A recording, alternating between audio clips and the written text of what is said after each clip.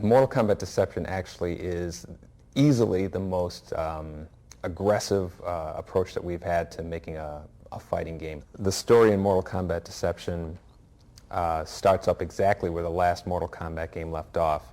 The player can see exactly what happened to the deadly alliance of Shang Tsung and Quan Chi, and then it kind of takes off from there and introduces the whole Dragon King storyline, as well as this other kind of Sujinko character storyline that we've are introducing in Deception. Online play is probably one of the most exciting features that we've added to Mortal Kombat Deception. Since the arcades have kind of died down over the years, bringing Mortal Kombat online really kind of recreates that whole experience where you're able to go online, play against people that you don't know, see how your skills compared to them.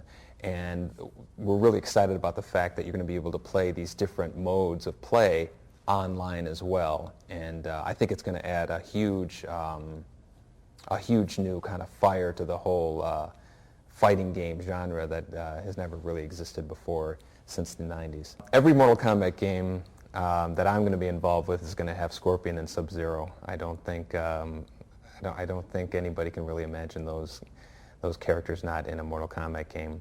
But since we have so many characters from the previous games, we're doing a lot to introduce some of the classics that haven't been seen for 8 years. Characters like Nightwolf, Sindel, and as well as some of the favorites from Deadly Alliance like Blind Kenshi and Boraicho. A lot of this game, a lot of Mortal Kombat Deception is the result of feedback that we've gotten from players, and they wanted to see certain characters return, they wanted to see certain features return, and a lot of it is kind of like our response to those requests. Every Mortal Kombat game has introduced some characters to the whole mix, and seeing as we've been around making Mortal Kombat games for 12 years, we have a cast of over 40, maybe 50 characters that we can pick from. The main thing we've done in terms of getting more realistic characters is we've done a lot of research and work on enhancing our graphics engine since Mortal Kombat Deadly Alliance. And with that extra time, we've managed to really increase the performance that we get out of the current generation of consoles. Mortal Kombat Deception has a much more responsive control and a lot faster attacks than any of the Mortal Kombat games before. In particular, it really has a more varied approach to the fighting styles.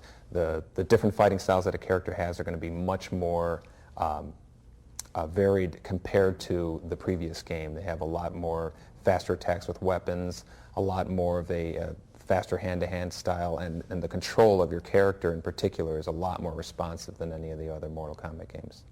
These new features that we've added to Mortal Kombat Deception are something we've always wanted to do since the last game. We've really tried to take the approach of not only listening to what the players want, but also giving them something that they're not expecting. And really nobody in the industry is really expecting us to do something like this. The natural progression of a fighting game is usually focusing in on just the mechanics of fighting. We've done that, but we've also really tried to take massive steps in terms of just improving the entire experience of playing Mortal Kombat. Fatalities have always been a very popular feature in the Mortal Kombat games, and this is another area where we've really listened to the players that have given a response. Mortal Kombat Deception has 2 fatalities per character, as well as a new feature which we're calling the Harry Carry move, where basically the player can finish himself off and not give the opponent the satisfaction of doing it. We've always taken the approach with Mortal Kombat to try to be different from the other games. I think a lot of the other games try to mimic each other and try to, incorporate certain features and maybe enhance it on that, whereas Mortal Kombat has always tried to be just the most outrageous, fun experience for the player, the most accessible fighting game that there is out there. And I think that really shows by how many games we tend to sell with every version. And that's kind of like our approach to making the new games. It's always been, let's create something new as opposed to trying to mimic something that was already done on another game and enhance that. Mortal Kombat Deception's Conquest mode is really kind of like a game in itself. It really has a lot of elements, RPG elements, adventure game elements, and at the same time it serves as like a training system for people who don't know fighting games too well. It teaches you the basics of the punching, the kicking, the maneuvering around your opponent, and at the same time, it's kind of it's really like an avenue for us to tell the most expansive story that we have in any Mortal Kombat game. But we also wanted to add different modes of play that have nothing to do with the fighting game. You know, we have a puzzle game that's built into it. We have an adventure mode that's built into it, and we have like a board game that you play, which is kind of like a higher level strategy that you play in order to. It's a lot of similarities to chess, where instead of taking the piece, you play Mortal Kombat to see who wins for that piece. All of these combined together really have made Deception like the most content-filled fighting game ever made, you know, bar none.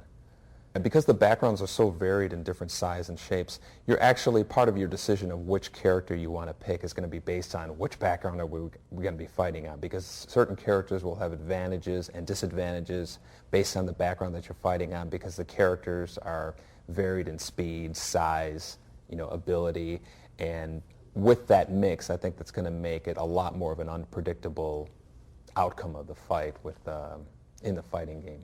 Mortal Kombat Deception has added a new feature we call the death traps, where basically some of the backgrounds have areas that are dangerous where you can take damage.